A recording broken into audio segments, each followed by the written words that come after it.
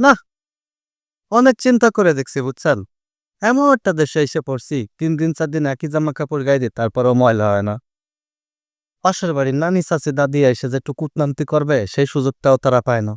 আবার লুঙ্গি পরে যে একটু নিচে নামবো, একটু ঘুরবো, এই গরমের সময় শীতের সময় মনে করেন যে একটা উতাল-পাতাল একটা বিষয় থাকবে, সেটাও নাই।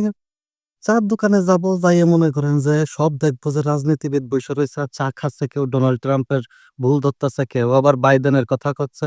এই জিনিসটাও দেখি না।